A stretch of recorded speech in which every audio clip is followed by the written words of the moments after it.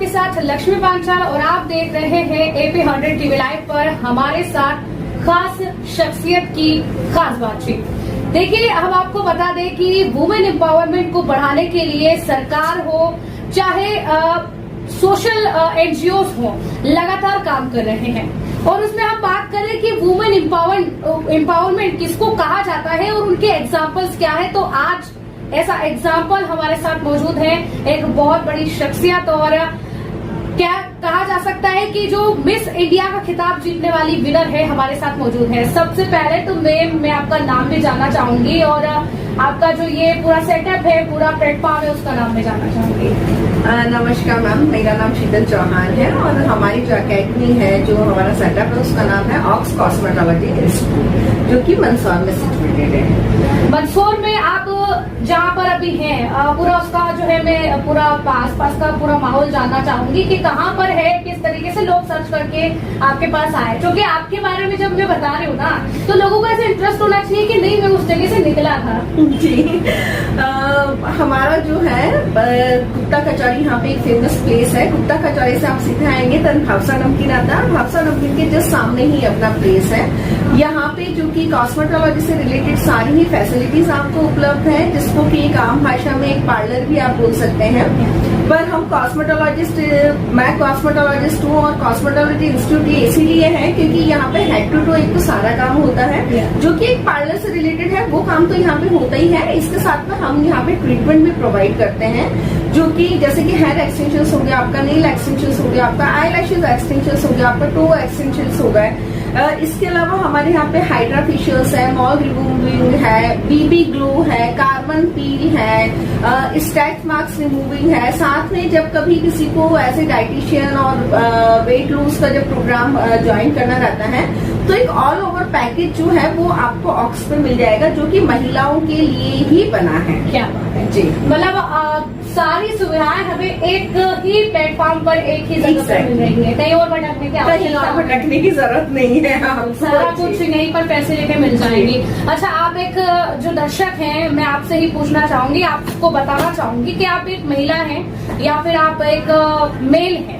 आजकल हर कोई अपनी हेल्थ के ऊपर ध्यान देना चाहता है, अपने को सुंदर दिखाना चाहता है, जो कि आज की जनरेशन में काफी ज्यादा कह सकते हैं प्रचलित है। खुद को सुंदर दिखाना, खुद को मेंटेन रखना, क्योंकि आज कल सबको अट्रैक्टिव लगने के लिए और अपने एक तरीके से पर्सनालिटी को दिखाने के लिए पर्सनालिटी को खूबसूरत बनाना और खुद को खूबसूरत बनाना बहुत जरूरी है। और आज हम जिस फील्ड के बारे में बात कर रहे हैं, लगातार इस क्षेत्र में जो है सरकार हो चाहे सोशल वेलफेयर हो, सोशल जो NGOs होते हैं, लगातार इस क्षेत्र में जो है इस क्षेत्र को बढ़ाने के लिए काम कर रहे हैं। सो दैट मैम, सबसे पहले तो मैं ब्यूटी पार्लर का क्षेत्र, चाहे वो ब्राइडल्स के लिए हो, चाहे वो पार्टी के लिए हो, कहीं पे भी जाना हो, कितना महत्वपूर्ण हो चुका है। और आपके पास लगभग ऐसे पहले के अंदाज में, पहले के कंपैरिजन में अगर अभी पूछूं प्रेजेंट टाइम, तो कितना कुछ इसमें जो है आंकड़ों में भी देख सकते हैं, यहाँ पर कह सकते हैं कि कितना अपनों को डिफरेंट दिखा है। देखिए, जब ओपन करा था आज से 5 साल पहले, 6 ईयर अभी अपना रनिंग चल रहा है, जब 5 साल पहले ओपन करा था, अवेयरनेस तो तब भी थी, पर पहले इतनी सजगता नहीं थी, जिसको कहते हैं कि क्योंकि अब पहले तो क्या था कि कुछ भी फंक्शन हुआ, आपने एक मेकअप करवा लिया, मेकअप करवाने के बाद में इट्स ओके, जो भी राइट मतलब उनका प्राइस वगैरह रहता था। पर अभी क्योंकि मेकअप सब समझ चुके हैं कि वो ऊपरी त्वचा पे आपका होता है, वो ऊपर होता है, पर इंटरनली इनहैंस आपके स्किन पे जैसे ग्लो बना रहे हैं परमानेंटली, है ना, आपकी स्किन थोड़ी सी बबली लगे, थोड़ा सा आप खुद जब आपकी स्किन को फील करते हैं तो आपको खुद को एक टच आना चाहिए, है ना, आपके हेयर्स वेल डू होने चाहिए। तो तब के और अब में जो मैं डिफरेंसेस देख रही हूँ, वो डिफरेंसेस यही है कि अब इनर ब्यूटी पे भी वर्क कर रही है लेडीज। अब मतलब उनको बाहर थ्रेडिंग और ये सब चीज तो हो ही रही है, पर साथ साथ वो अपनी स्किन को कैसे क्योर कर सके, कैसे उनको ध्यान रख सके, क्या क्या रेमेडीज उसमें लगेगी। तो ये बॉयज और गर्ल्स दोनों अभी बहुत एक्टिव हो गए हैं। और इन आंकड़ों में क्योंकि बाय ग्रेस आप इसको बांध सकते हैं कि पार्लर से शुरुआत होकर के आज ऑक्स जो कि कॉस्मेटोलॉजी इंस्टीट्यूट हो गया है, तो वो सब हमारे मंदसौर वालों की देन है क्योंकि यहाँ पे बॉयज और गर्ल्स दोनों ही अपने आप को बहुत एक हेल्दी डाइट प्लान करते हैं, एक हेल्दी मतलब अपना स्किन रखना चाहते हैं, एक हेल्दी हेयर्स रखना चाहते हैं। तो उनकी इंक्वायरी जनरेट करते करते मुझ में भी ऐसा लगा कि भैया मुझे इनको देना है, मुझे कुछ सीखना है ताकि मैं अपनी नॉलेज को आगे बढ़ा पाऊँ। तो आंकड़ों में भी आप ये देखिए कि 50% का इजाफा हुआ है। मतलब कि फिटनेस को लेकर के और लगातार नीडेड जो लोगों की नीड्स होती है उनके बदौलत और उनको आपने समझ करके अपनी जो है सेवा प्रोवाइड आप कर रहे हैं, जो काबिल तारीफ है सच में। और दूसरी बात मैम कि आपने जब स्टार्ट किया तो शुरुआत और पहला स्टेप ही जो है बहुत इम्पोर्टेंट समझा जाता है। इस पहले स्टेप को आप कैसे समझते हैं और आपने जब शुरुआत की तो आपके लिए कैसे मतलब बहुत खास था? देखिए होता क्या है कि आप जब सीखते हैं कहीं से और उसको एक एप्लीकेबल करना, ये दोनों में बहुत ही मेजर डिफरेंसेस है जिसको कि आपको समझना पड़ेगा, चाहे कोई भी हो वो। तो आपको सबसे पहले तो उसी इंस्टीट्यूट से सीखना चाहिए कि जहाँ पे आपको आपका एकेडमिक तो आपको सिखाया ही जा रहा है, साथ में आपका ग्रूमिंग सेशन भी हो, जहाँ पे कि आपको पर्सनैलिटी डेवलपमेंट भी सिखाया जाए, जहाँ पे कि आपको टॉकेटिव होना सिखाया जाए, जहाँ पे कि आपको आपके क्लाइंट को हैंडल कैसे करना है वो सिखाया जाए, थोड़ा सा मैनेजमेंटिंग सिखाया जाए आपको, तभी आप इस फील्ड के अंदर आप आगे कर सकती हैं। अदरवाइज आपने भी देखा है और हम भी देखते हैं कि सीख लिया है कहीं पर भी जाकर के, आपने फीस भी भरी है, पर उसके बावजूद आप अपने क्लाइंट को सेटिस्फाइड नहीं कर पा रही हैं, आप अपने क्लाइंट से बात नहीं कर पा रही हैं, बिकॉज क्योंकि आप में वो कॉन्फिडेंट की कमी है, क्योंकि कॉन्फिडेंट तो आपने सीखा ही नहीं, कोई आपको बूस्ट करने वाला नहीं था। तो सबसे पहला जो स्टेप है, अगर आप कहीं पर फीस पे कर रही हैं, कहीं पर आप सीखने जा रही हैं, तो सबसे पहले आप उनसे पूछिए कि उनके ब्रोशर में क्या क्या है। वो आपको एजुकेशन के साथ साथ, आपको एकेडमिक के साथ साथ वो आपको और क्या क्या सिखाएंगे। तो अपने यहाँ पे ऑक्स के अंदर ये सारी ही फैसिलिटीज है। यहाँ पे हम केवल और केवल एकेडमिक नहीं सिखाते, यहाँ पे हम उनको ऑल ओवर डेवलपमेंट को लेकर के पर्सनालिटी स्किल्स होती है उनके बारे में, बिल्कुल बिल्कुल, साथ में हम मैनेजमेंट सिखाते हैं, साथ में हम क्लाइंट से इंट्रोडक्शन कैसे करते हैं वो हम सिखाते हैं। मतलब एक ऑल ओवर पैकेज हमारे पास में रहता है। बिल्कुल। सो मैम आपने जब स्टार्ट किया तो आप बता ही रहे हैं कि किस तरीके से आपने स्टार्ट किया। फर्स्ट स्टेप आप बता रहे हैं कि कैसा रहा आपका। सबसे पहले मैं आपका नलिहाल जानना चाहूंगी, आप कहाँ से हैं और आपने वहाँ पर कैसा डिफरेंट यहाँ पर पाया और वहाँ की बदौलत यहाँ कैसा आपने अलग पा करके अपने आप को बड़ा और मजबूत किया है। क्योंकि कहते हैं कि जब खुद के पैरों पर खड़ा होना तो उस कदमों पे खड़ा होना नहीं बल्कि मजबूती से खड़ा होना होता है। तो कैसे वहाँ का यहाँ कैसे डिफरेंट था और कैसे आप मजबूती से खड़े हुए? बेसिकली तो मैं आपको बताना चाहती हूँ, मैं बिलोंग करती हूँ जयपुर से, जो ऑलरेडी मेट्रो सिटी कहलाती है ना। मेट्रो सिटी से यहाँ पे जो मेरा फैमिली बैकग्राउंड है वो सारे ही गजेटेड ऑफिसर्स वगैरह है, बैंकर्स है, मतलब सबके सब किसमें है एज अ गवर्नमेंट जॉब है ना। सबका बैकग्राउंड वही है, चाहे ऊपर से लेकर के नीचे तक मेरी पूरी फैमिली का आप देख लीजिए, they all are in government job. तो सबसे पहले तो ये रहता है कि भाई गवर्नमेंट जॉब वाला ही लड़का ढूंढा जाए, जैसा कि होता है नॉर्मल फैमिलीज में। पर उसके बाद में जब मैंने अपने आप को इम्प्रूव करा तो स्कूलिंग, क्योंकि सबसे सेफेस्ट प्लेस मानी जाती है गर्ल्स के लिए स्कूलिंग करना, वहाँ के माहौल और यहाँ के माहौल में तो दिन रात का अंतर है ही, बिल्कुल है ना। और जिस समय मेरी शादी हुई थी उस समय तो मंदसौर एक बहुत ही स्मॉल एक आप टाउनशिप कह सकते हैं। अभी तो हालांकि आफ्टर 2000 अगर अपन इसको देखा जाए तो काफी इम्प्रूवमेंट हुआ है मंदसौर में और डे बाय डे ये डेवलप कर भी रहा है। पर अगर अपन ब्यूटी सेक्टर की बात करें तो ब्यूटी सेक्टर में मंदसौर इतना इम्प्रूवमेंट नहीं था आज से 6 साल पहले। तो ना तो हाइजीन नाम की चीज पता थी यहाँ पे, ना कुछ था, तो थोड़ा सा ऑकवर्ड लगता था क्योंकि लेडी हूँ तो ऑब्वियसली मुझे भी पार्लर जाना ही पड़ेगा, है ना, नॉर्मल कुछ करवाने के लिए। तो वहाँ पे जब मैंने देखा कि यार ये सब चीजें नहीं है, क्योंकि स्कूलिंग करा करती थी और तो धीरे धीरे फिर मेरा इंटरेस्ट इस फील्ड में आया। मुझे लगा कि एक मंदसौर को कुछ एक चीज देनी चाहिए जिसकी भी यहाँ पे कमी है, जिसमें कि हाइजीन भी हो, आपका एजुकेशन से रिलेटेड भी हो, प्लस आप महिलाओं को अवेयरनेस प्रोग्राम भी देना चाह रही हैं। तो ये सब चीजें करके जब माइंड में आया तब मैं अपना एजुकेशन लेने के लिए इस फील्ड के अंदर फिर मैं दिल्ली, जयपुर और बॉम्बे से मैंने सीखा है। और उसके बाद आपने सीख करके अपना खुद का यहाँ पर स्टार्ट किया? बिल्कुल बिल्कुल। स्टार्टिंग मेरी बहुत छोटे से लेवल से, जैसे मैंने बोला कि हर चीज आपको एकदम से एकदम से आपको नहीं मिलती है। कोई आपके सामने कोई कुबेर का खजाना नहीं है या आप भी वो वाले चाय नहीं रहते हैं आपकी हर चीज आपको सिल्वर स्पून की जाए। तो वो सब चीजें धीरे धीरे डेवलप करते करते फिर यहाँ तक आज मैं पहुंची हूँ। बिल्कुल, काफी स्ट्रगलफुल रहा होगा वो। तो कैसे आपने जो है इन सब स्ट्रगल्स को पार किया? और मैं सबसे पहले तो एक खास ऐसा मूवमेंट आपका जानना चाहूंगी जिसमें आपको लगा है कि नहीं यार ये स्ट्रगल मेरा बहुत ज्यादा हो रहा और मैंने उसमें मोटिवेट होकर के उसको पार किया है। स्ट्रगल की अगर मैं बात करूं तो जैसा कि मैंने आपको बोला कि मेरी पूरी फैमिली में सभी के सभी गवर्नमेंट जॉब में हैं। जब मैंने इस फील्ड पे आने की कोशिश करी तो लोगों ने मुझे नाई की जॉब करेगी, तू नाई बन जाएगी, है तू नावन बनेगी, क्योंकि औरतों को नावन कहा जाता है ना।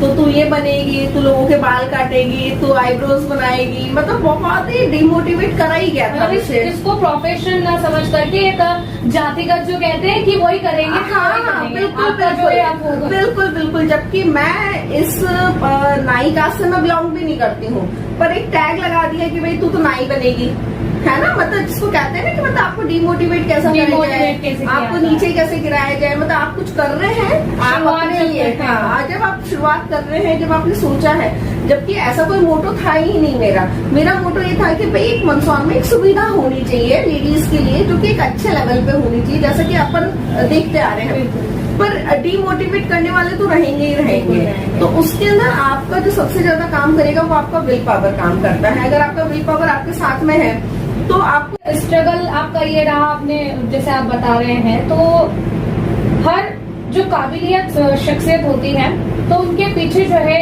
सपोर्ट होता है। मतलब कि वो तो खुद स्ट्रगल करते ही हैं और उनके पीछे कोई एक सपोर्ट होता है। जैसे कि कईयों के पीछे माँ बाप का हाथ होता है कि माँ बाप कहते हैं, जैसे कि कई बार कहा जाता है वुमेन्स के लिए कि क्या पढ़ लिख लेगी, घर पे रोटियां बनानी है, गृहस्थी संभालनी है, क्या पढ़ लेगी, क्या उखाड़ लेगी।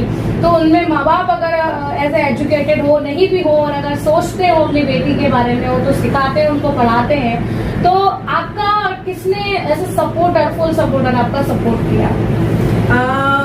मैं बिल्कुल, और एक शब्द में मेरे फादर साहब को सपोर्टिव सिस्टम मानती हूँ मेरा, क्योंकि यहाँ से 6 मंथ के लिए जाना आपको आपके पीयर एक शादीशुदा औरत का है ना, वो भी सीखने के लिए। पहली बात तो कोई भी फैमिली अलाउड नहीं करती है कि भाई आप 6 महीने के लिए आप अपने बच्चों से दूर जा रही हैं, आप अपने हस्बैंड के पास में नहीं रहेंगी और आप वहाँ पे जाके सीखेंगी। पर मेरे फादर साहब और मेरी मदर मतलब हमेशा सपोर्टिव सिस्टम में सामने आई हैं, प्लस मेरी सिस्टर।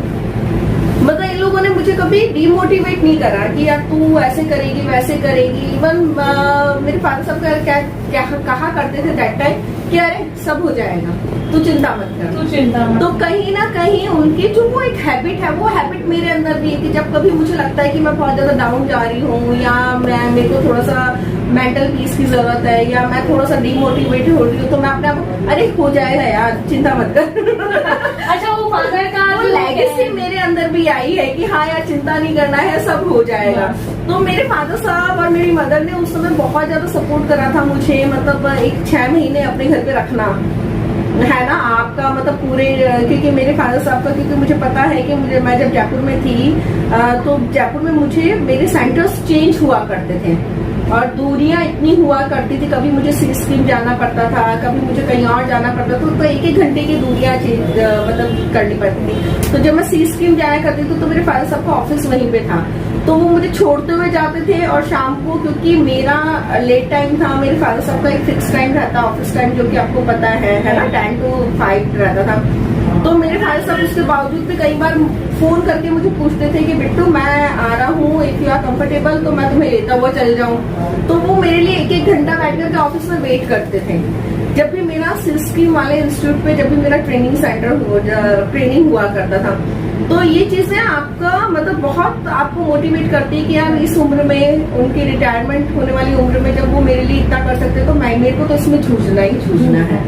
तो ये चीजें मेरे लिए बहुत रही। प्लस मेरी सिस्टर है, मेरी सिस्टर का इतना सपोर्ट रहा मुझे उसने, क्योंकि जब मेरे पास कुछ नहीं, मतलब even I don't have bike, I don't have Activa, कुछ नहीं है। कैब इतना कॉस्टली हो जाता था कि कई बार एक दिन का मेरा 500 रुपया लग रहा है ना, क्योंकि मुझे मेरा बजट भी देखना है, मुझे सारी चीजें देखनी है, फीस मुझे भरनी है, बहुत सारी चीजें रहती हैं। तो मेरी सिस्टर गेम में चाबी फॉर हर एक्टिवा, उसने अपने एक्टिवा की चाबी दी, पेट्रोल वो भरवाया करती थी उसके अंदर कि नहीं दी, तू जा और तू सीख ले, कोई दिक्कत नहीं है। तो ये सब चीजें मतलब है छोटी चीजें, पर ये बहुत बड़ा रोल निभाती है, बहुत बड़ा आपकी लाइफ के अंदर रोल निभाती है। अच्छा, क्योंकि मैं ज्यादातर क्योंकि स्कूलिंग करा करती थी, शूज मैं नहीं पहना करती थी, मुझे शूज पता नहीं, मुझे शुरू से कभी शूज समझ में नहीं आया, सैंडल्स या जो अपन पहनते हैं। तो मेरी सिस्टर ने मुझे फर्स्ट शूज वहां से दिलवा करके दिए कि नहीं, क्योंकि मैं जब फर्स्ट डे आई थी तो पैर सूजना करना हो जाता है, आप पूरा पूरा दिन खड़े रहते हैं, आप अपने ट्रेनिंग सेशन में रहते हैं। तो मेरी सिस्टर ने मेरे को फर्स्ट शूज बाय करके दिए, उसके बाद में मेरे फादर साहब ला के दिए। तो मतलब ये 6 महीने 7 महीना जो मेरा निकला है वो सब मेरा उनके सपोर्ट के बिना, मतलब उनके सपोर्ट के बिना मैं कुछ कर ही नहीं पाती, कुछ नहीं कर पाती मैं। तो अपनों का साथ होना बहुत ज्यादा जरूरी है, बहुत जरूरी है, बहुत जरूरी है।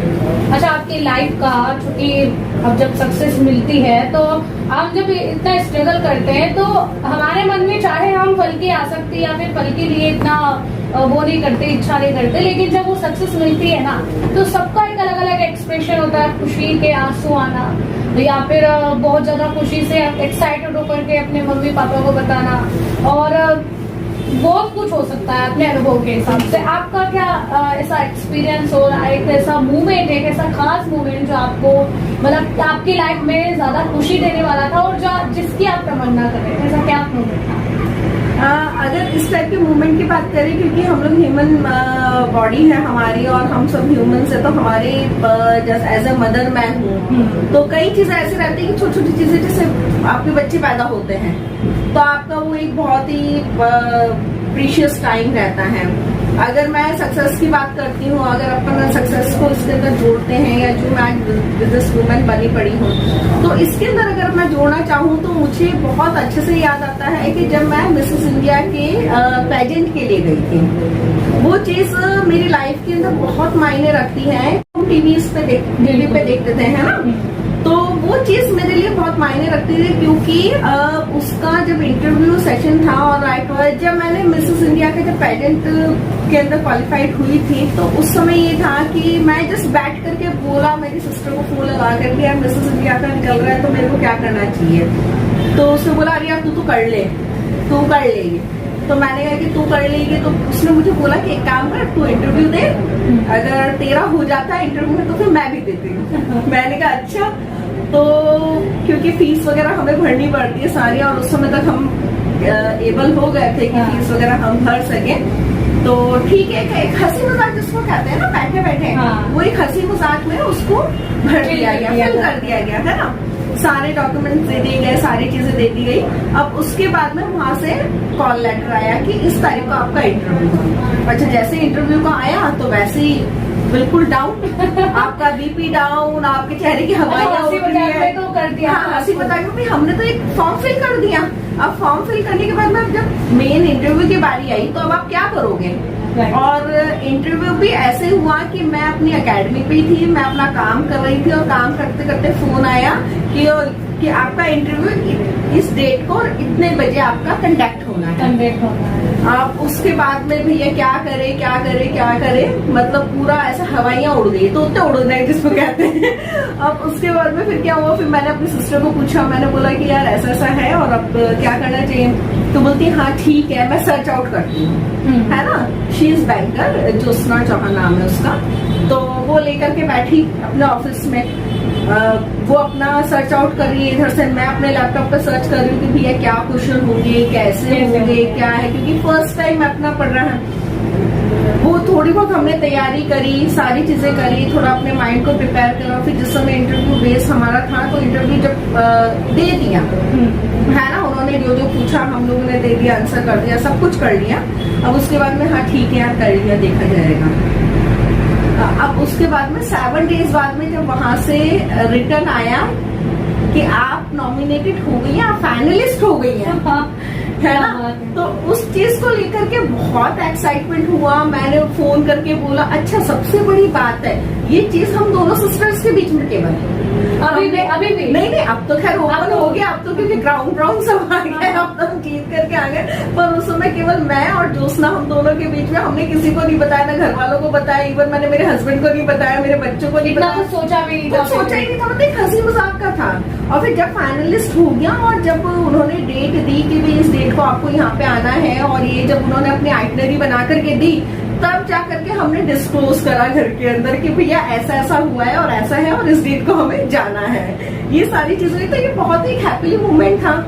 फिर वहां पे जाकर के जब हमने देखा कि सारी चीजें बहुत ही अलग ट्रेंड है वहां पे, बिल्कुल ही मतलब एक अलग फील्ड है, एक अलग ही जगह है, तो वहां पे जाके भी बहुत कुछ सीखने को मिला। पर जब वो क्राउन जब सर पे आता है ना, तो वो तो अनफॉरगेटेबल मोमेंट रहता है, ये तो है सच में। और उस समय में जब, अच्छा ये तो आपका खास मोमेंट रहा, ये तो उस समय में क्या किया आपने, सबसे पहले क्या किया जब आपके सर पर वो क्राउन था, वो खिताब आपके हाथ में था, जब जजेस आपका हाथ ऊंचा कर रहे होते हो कि आप ही हैं अब, तो उस समय में स्टार्टिंग में आपने क्या किया, क्या आपके इमोशंस थे उस समय में, क्या आपकी फीलिंग्स थी कि क्या हो गया, मतलब मैंने सोचा भी नहीं था, कैसा लगा? नहीं, उस समय देखिए वो इमोशन को एक्सप्रेस करना मुझे नहीं लगता कि कोई भी लड़की कर पाएगी।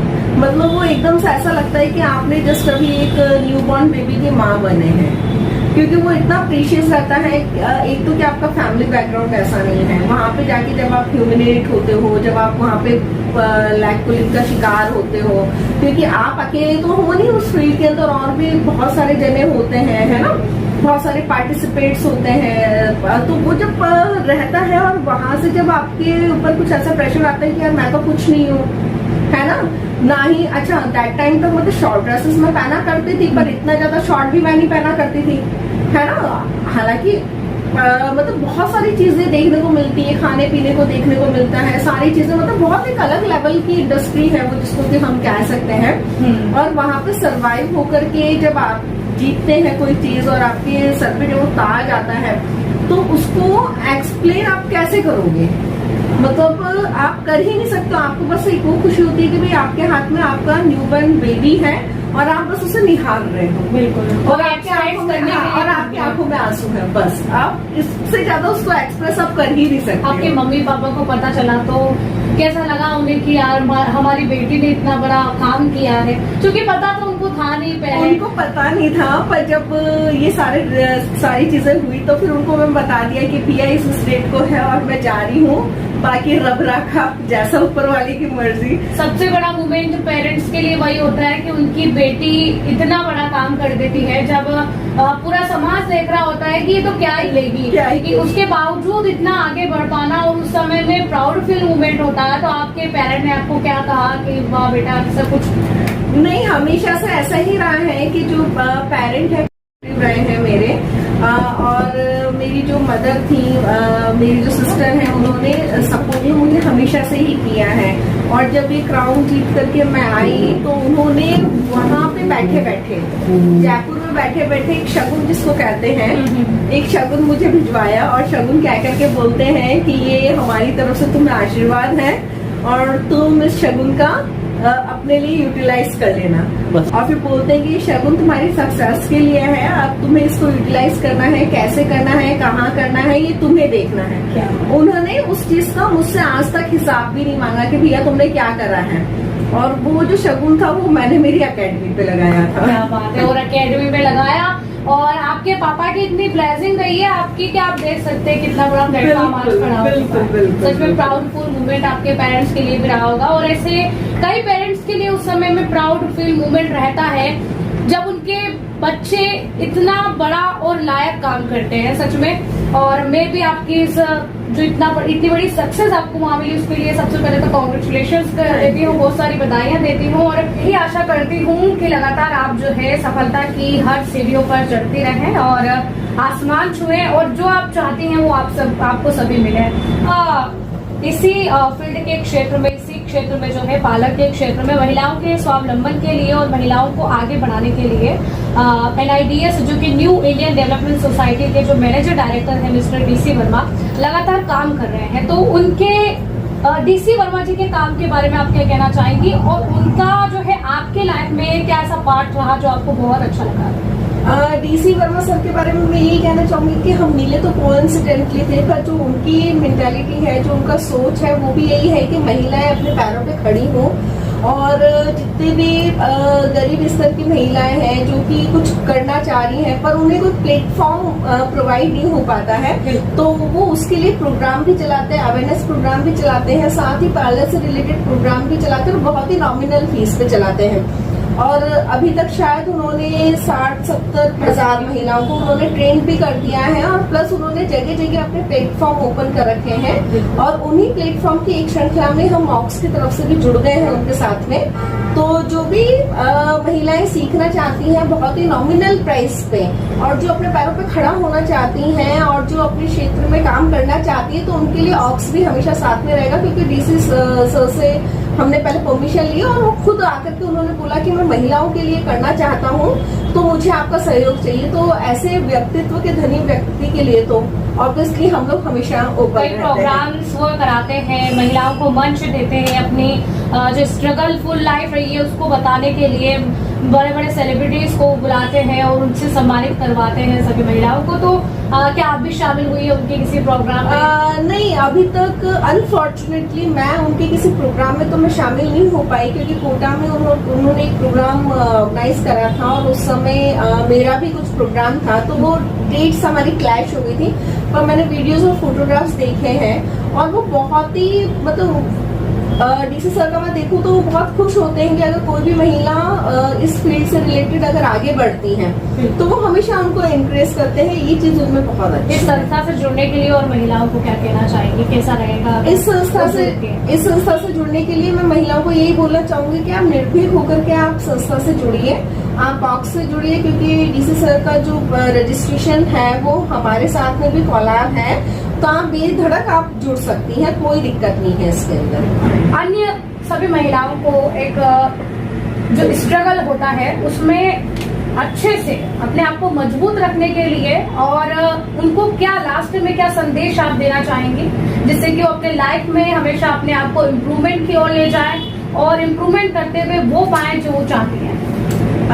मैं सभी बहनों से अपनी केवल एक ये चीज बोलना चाहूंगी कि आपने कोई लक्ष्य जब आपने बना लिया है कि आपको अपनी लाइफ में ये करना है, तो उसके ऊपर आप पूरी डिटर्मिनेशन से, आप अपनी पूरी विल पावर से, आप कहते हैं ना कि आगे और पीछे आप कुछ मत देखिए, केवल आप अपना लक्ष्य देखिए, तभी आप सक्सेस हो पाएंगे। और आप अपने लक्ष्य के पीछे भागते जाइए, और जैसा कि कहा गया है कि बूंद बूंद से घड़ा भरता है ना।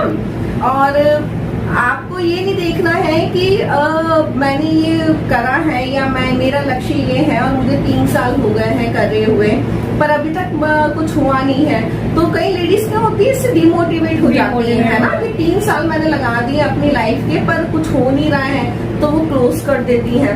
तो सीधी सी बात है, आप जब भी बिजनेस वुमन आप बनना चाहती हैं, जब आप काम करना चाह रही हैं, तो एज अ बिजनेस वुमन आपको बहुत सारे अप्स एंड डाउन्स देखने को भी मिलेंगे। तो बस आप अपने लक्ष्य की तरफ रहिए, आप उसके पीछे भागते रहिए, और एक ना एक दिन आपको सक्सेस मिलेगी ही मिलेगी।